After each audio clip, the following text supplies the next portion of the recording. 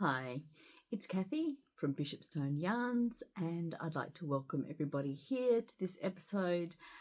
It is 60 something, episode 60, maybe 64, 65, I don't know. I'm sure it'll be down below in the little caption thing. I thought I've got a few minutes, I should pop on and say hi to everybody. This is a mainly crafting, well, it is a crafting podcast where I just talk about all the things I've been making, usually some knitting, some sewing, some spinning. Maybe one day I might get around to doing a bit of weaving again, but that's basically it. And some cross stitch, of course, as well. You will find me at the moment in the corner of my studio here. And I'm coming to you from Tasmania, which is the little island to the south of Australia.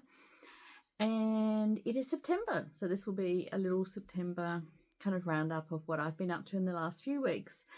It is kind of late in the afternoon, heading towards evening, so hopefully the light will last for me just to quickly get through and do this podcast while I have a little bit of time. And what I'm going to do is, I think I'll just start at the top and just go through from the top of my pile through. So there's kind of not going to be any order whatsoever in the way I'm going through this. So I think I might just jump on in and start talking about what I've been doing. I've got so many projects on the go at the moment. I don't know why I've got so many on the go. I had been really, really good and making sure that I only had like one project, one knitting project, knit through that, finish it, go to the next one. And I've been quite good at doing that. I've been quite good at starting and finishing my knitting projects. But then I hadn't actually taken into account the fact that there's not only knitting projects that I have to think about, there are other projects as well. And so like I have, of course, a cross stitch that I've been trying to work on each day so I can kind of get through that. And of course then I've got some quilting that I've been doing, and then I bought some material because I want to make some bags, and I'll show you those later. But yes, it does mean that I've got multiple projects working at the same time, which actually isn't a problem for me.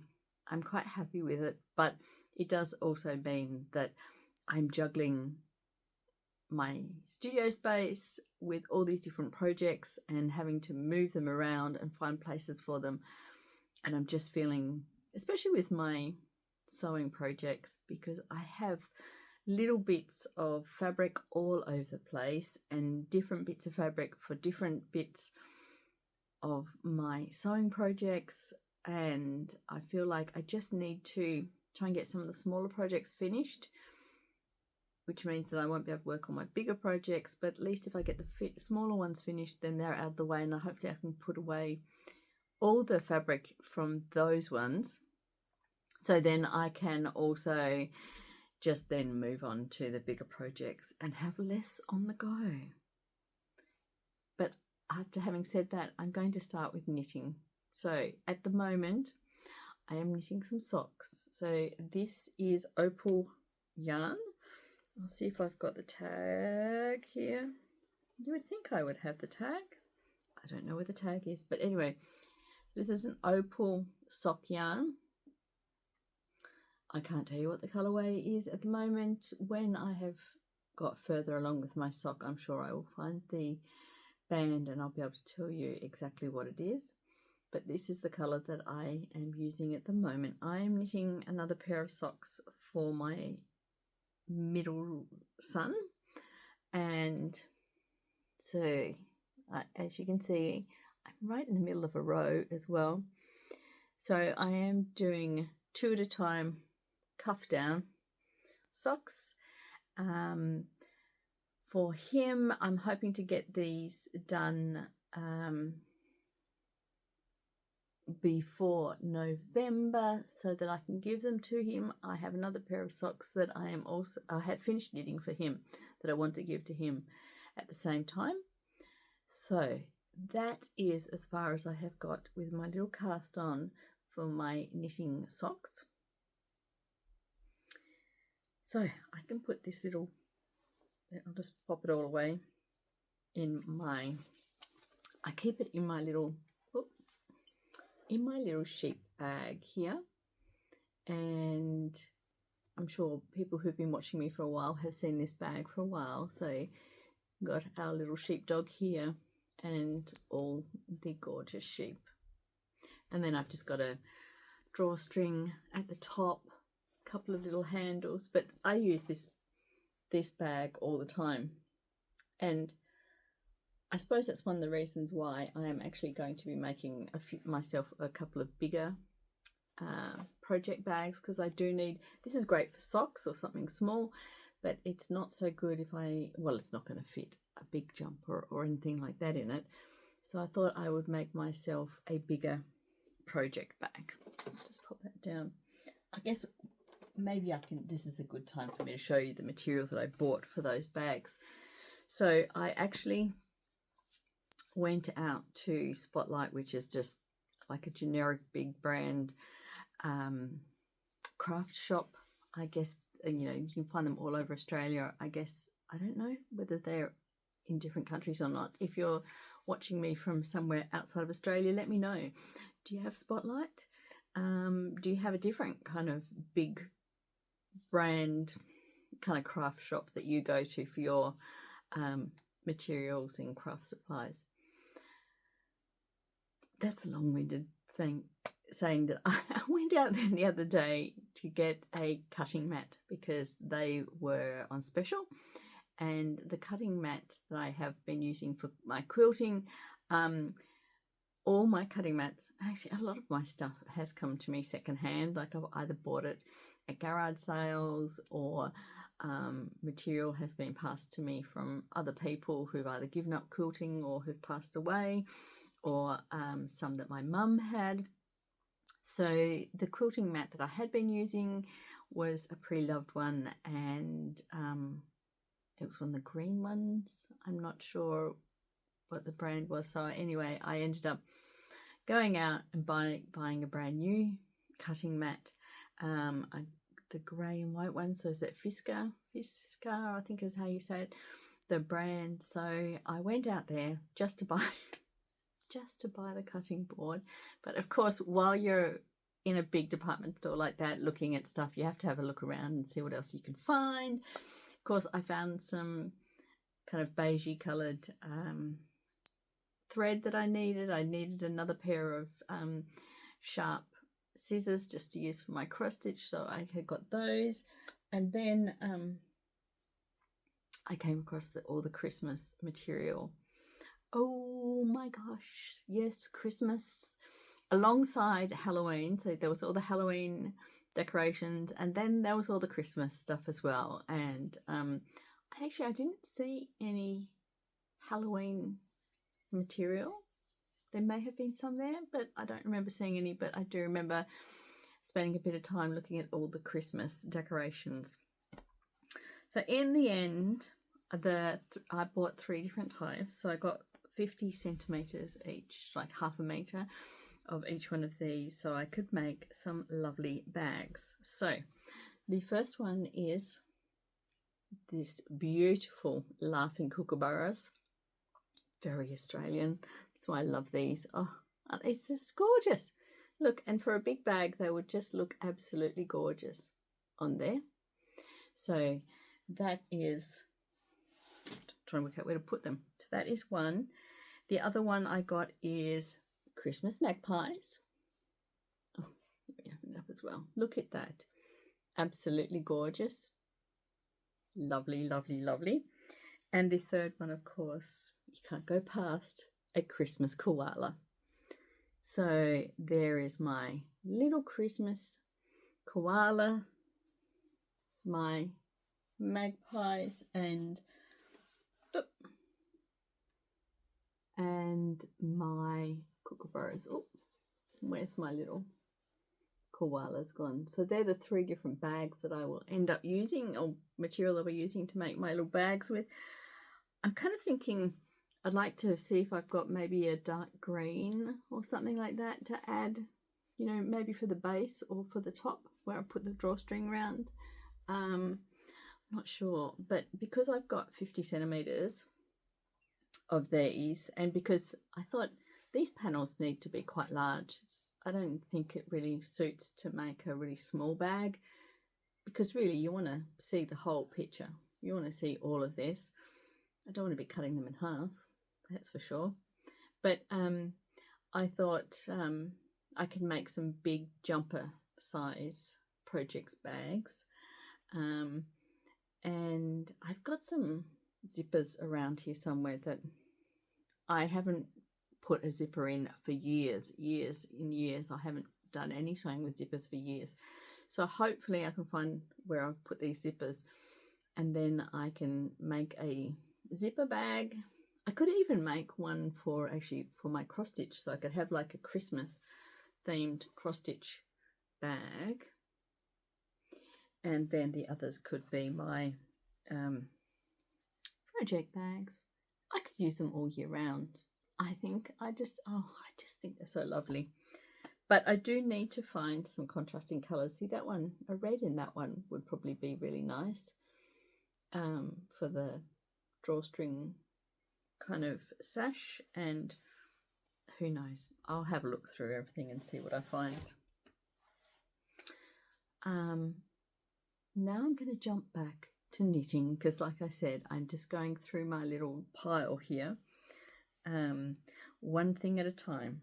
So last time I was here, I was talking about I was knitting a vest for one of the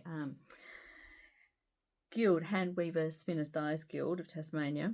I go along to one of their groups, and so we're all going to be using handspun, well, not all, but those of us who choose to participate in a bit of a knit along, we are using our handspun. So this is some handspuns that I have had for a long time in my stash. And it's a brown from our sheep, and then I had just dyed it a light pinky colour. I don't know if it kind of is going to show up on the camera particularly well. No, not in this light. But we are knitting vests. So we're using the same kind of pattern to knit this vest, and like the others, when this is fully finished, I don't have the name of the vest on me. It's a pretty standard kind of, I don't know, vest, but with the look of rib on the outside, and it's plain on the inside with a rolled neck. So this is how far I have got. I have started with the top down. This is not how the pattern goes, by the way. The pattern starts at the bottom, and you make it in 2 pieces, bottom up. And of course, I didn't do that. I don't know why. Why did I change it? I thought it would be easier. So I thought I would start at the top and do it circular. And then I got down to the body, and I realized that,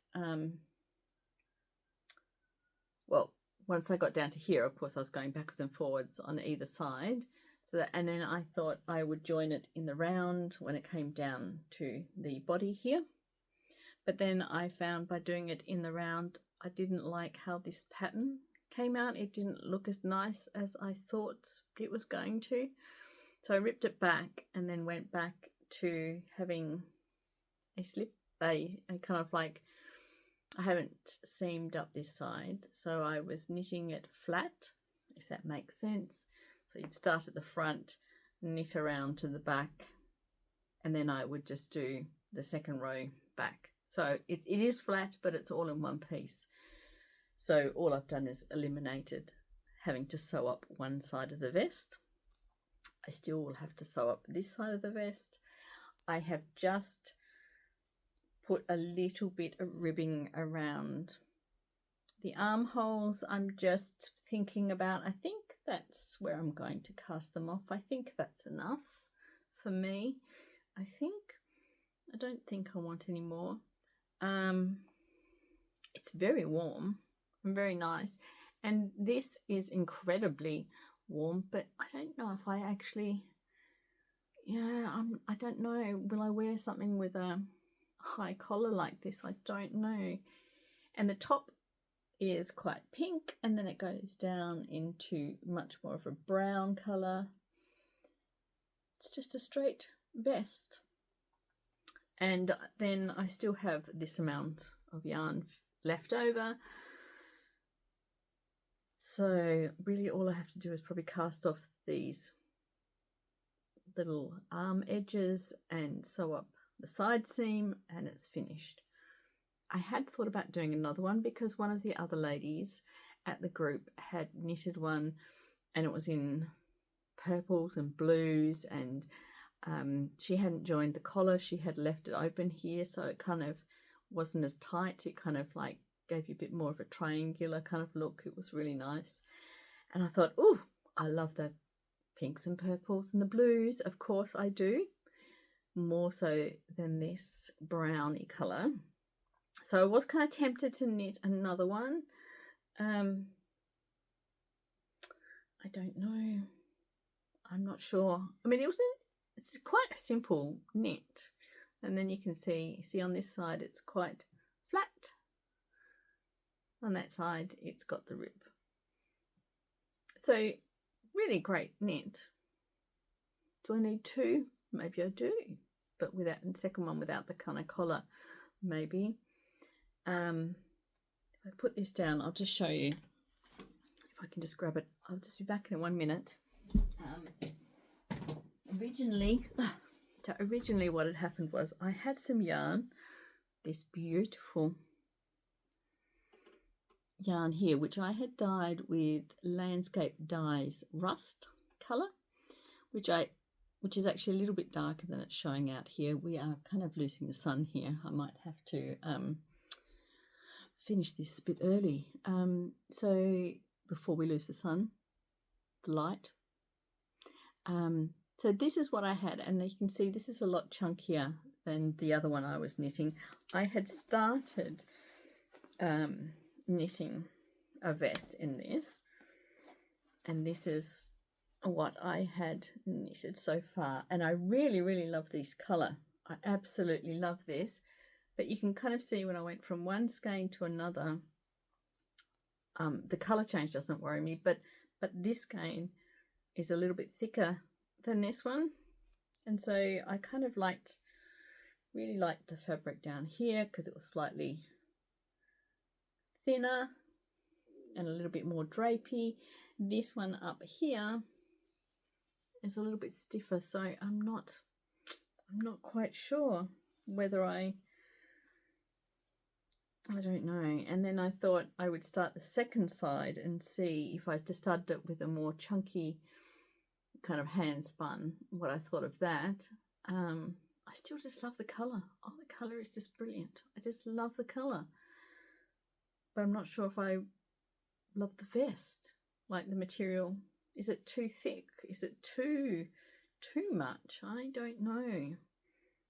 I don't want to knit this vest and then not wear it because it's too chunky. But then maybe I'll just love it as a nice big chunky warm vest. I don't know. That's why I put this one away and started on the brown one. Even though, as everyone knows, brown is not my colour. I do have a lot more of this orange, so maybe I could unpick this and actually make something else out of this orange yarn, because I do love the orange yarn. I don't know what to do. I could unpick the orange and then just make myself a really nice blue and pink purple kind of vest. Maybe I could do that. Okay, zipping right along before we lose this sun. I will show you a little bit of mending that I did. So a while ago I had knitted a pair of socks for my husband, and this is the socks, and there had been a hole in his heel.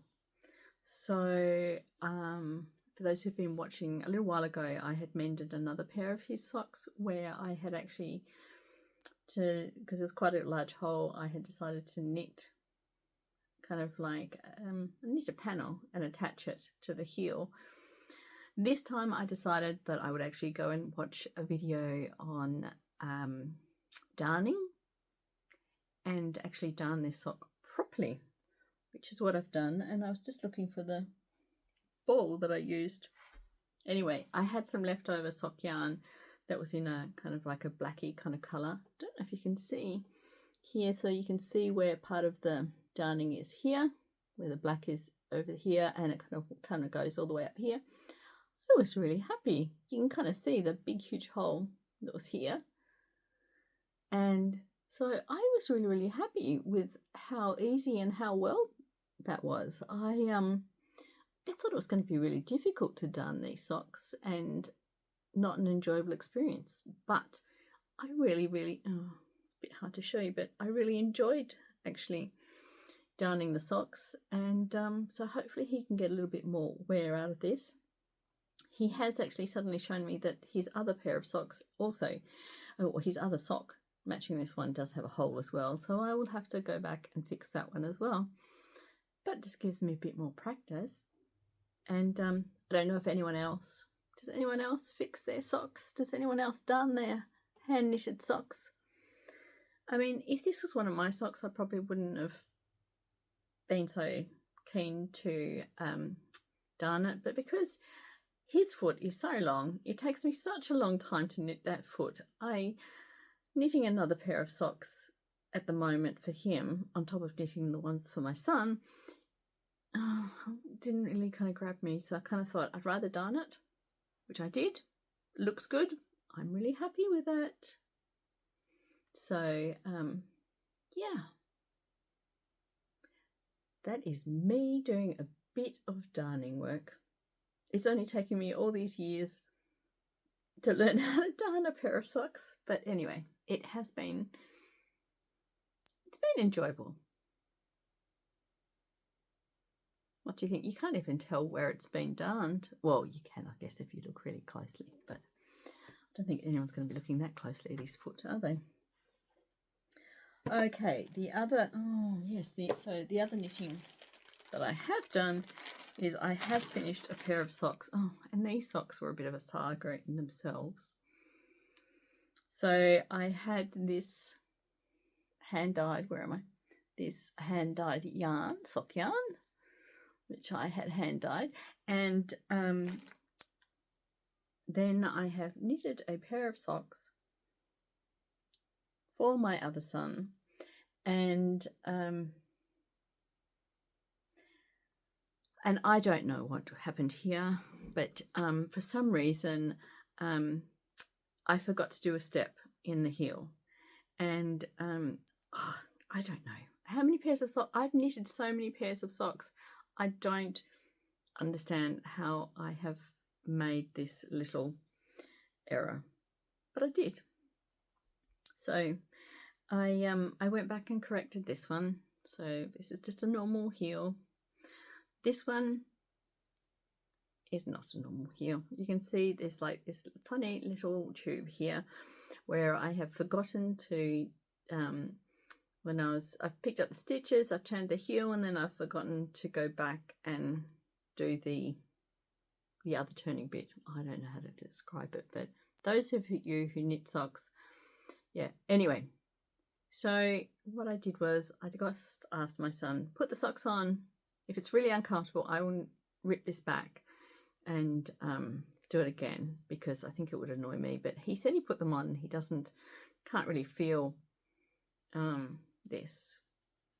But these are for his birthday, so he's still got a couple of weeks before he's going to get these. So once he has these socks, I'll let him wear them for a little bit, and then if they become uncomfortable, I will I'll rip the foot back on this one and redo this silly heel I still don't know how I missed that stage. How on earth did I forget to do that? I mean, I can't even understand how I forgot to do it. What was I thinking? Obviously not thinking, but I don't know. How did I forget? How did I make that mistake? I don't know. But these were knitted one at a time. Maybe that's one of the issues as well. One at a time, top down on DPNs, and these were on 2mm DPNs. The other pair that I'm knitting for my other son is on 2.25 circular needles, as you could see. I don't know. I just whatever takes my fancy at the time. Sometimes I knit singular, sometimes I knit 2 at a time. I used to always knit 2 at a time toe up, but then I've been doing top down because especially when I knit for my boys, I really like to do the heel flap and gusset, even though I got this heel flap and gusset wrong. I'm still just shocked that I could make this such a simple mistake, but anyway. So yes, top down, they're in a 2x2 rib, which I find fits them a lot better, even though I know it looks really tiny, but by the time it stretches out, oh my gosh, I mean, they stretch out really well, and it means that it stays on their legs and it doesn't fall down. There is method to my madness.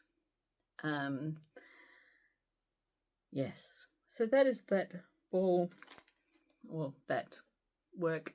That's the amount of yarn that I had left out of 100 grams. I haven't weighed it, but there's enough there for, I don't know, some stripes in something.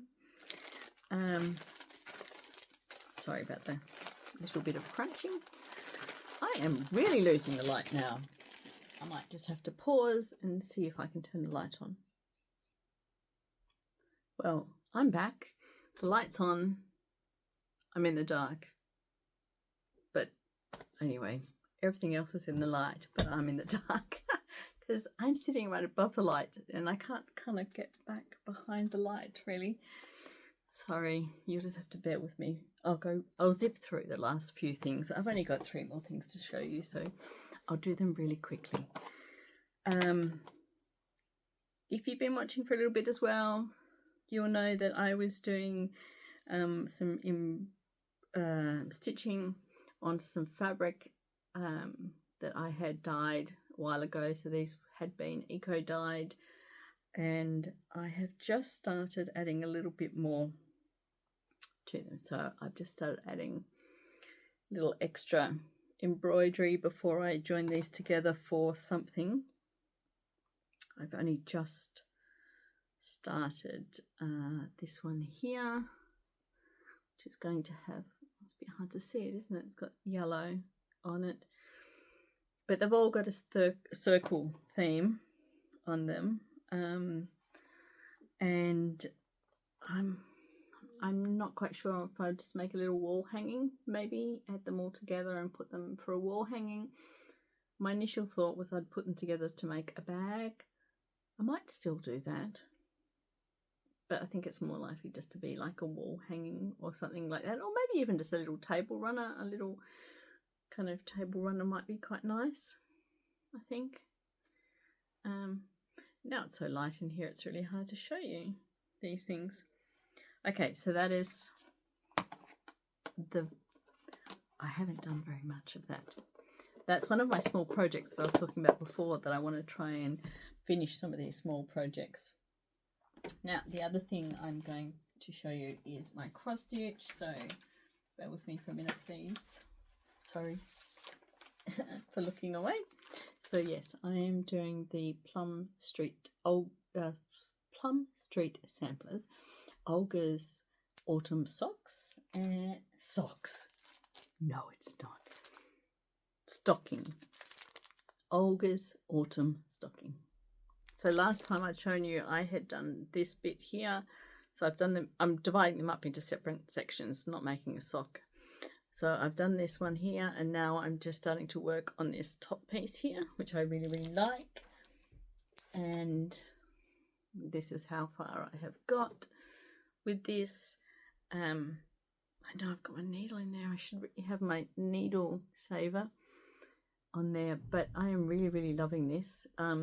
This is one of my all-time favorite colors and pattern. I really, really like it, and I'm about to start on the crows, which I'm really looking forward to.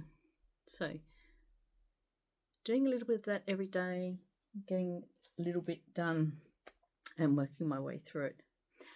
Last thing, but by no means the least, is a friend of mine really generously gifted me some teddy bear pieces that had been cut out, and I have been working on my very first ever teddy bear. I have never made a teddy bear before, and I've been really impressed with my little bear. So here he is. He hasn't got his ears aren't attached, and his eyes aren't. They're just like little markers with pins at the moment, and I haven't done his nose yet. So if you can kind of imagine, here is my little bear. I'm not sure if his arms are a bit long. His arms do look a little bit long, but look at this gorgeous little tummy and his little moving arms and legs. Oh my gosh. I mean, how cute is this? So I have had lots and lots of fun making this little bear. And I just think he's just gorgeous. Just absolutely gorgeous. And I can't wait to, when he's finished, I'm going to make him some little jumpers and some little clothes. But so far, so good. I've really enjoyed him. I actually think his head is too far back. I think maybe I should have attached his head a little bit further in. It's hard. I mean, I don't know. Are these things just subjective? I don't know. Where are we supposed to put his head? But here he is. He is just, oh my gosh, so cute. But yes, I think next time I would probably put his head just, but then if I had his head too much further forward, I don't know, then, because that's his neck there. So he wouldn't have this kind of, I don't know. But anyway, he's gorgeous. I have been thinking about maybe making another bear because of course you make one and it's all very exciting, and I kind of thought, oh, it'd be so cute to make another one. And I have been watching Lisa Pay on video. So I have made her bunny rabbit, which some of you might have seen a while ago. So I'd made the bunny rabbit for Easter. And so yeah, I was thinking about making a few more cute little toys. So he, of course, is just going to be for decoration for me to sit on my shelf. But definitely needs some clothes. He definitely needs his ears attached and his little nose put on and his eyes. But oh my gosh, I am so pleased. I just think he is just, oh, look at that. Isn't he just the cutest? I think he's just the cutest thing. He is just, oh yes, he is very cute. Very, very cute.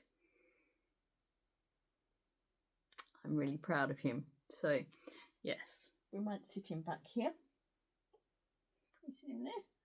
There we go.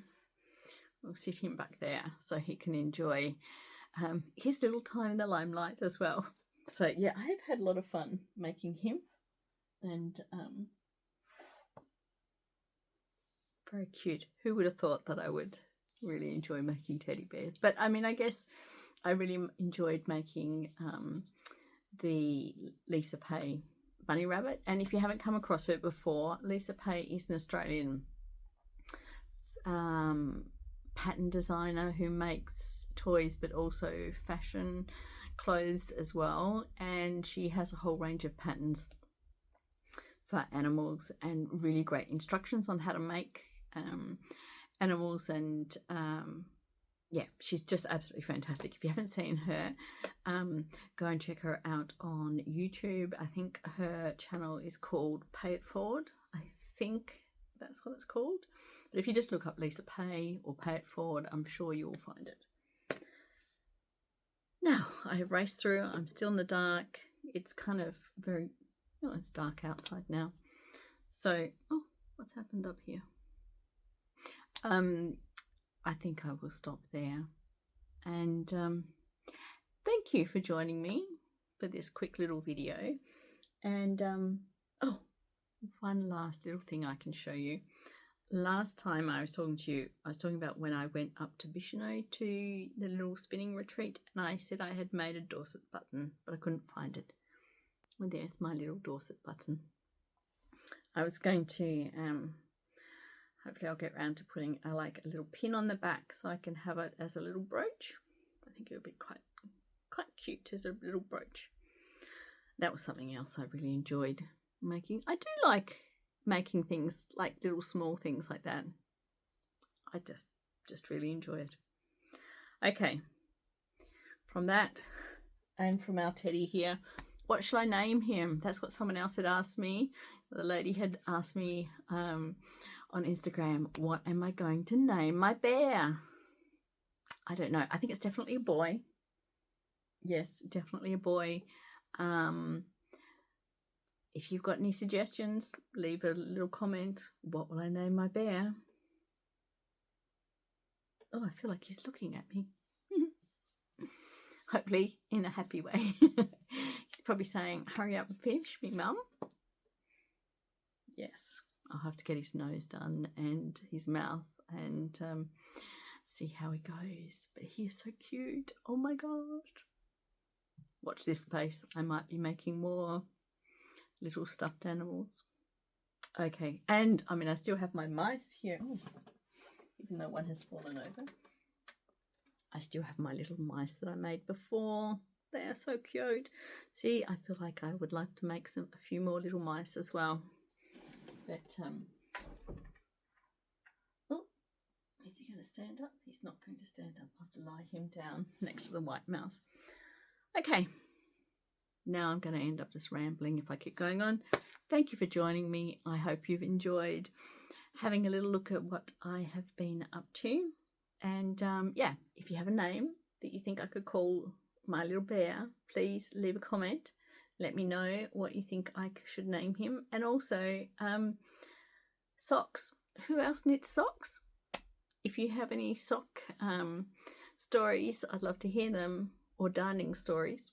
That would be lovely as well. Okay, bye.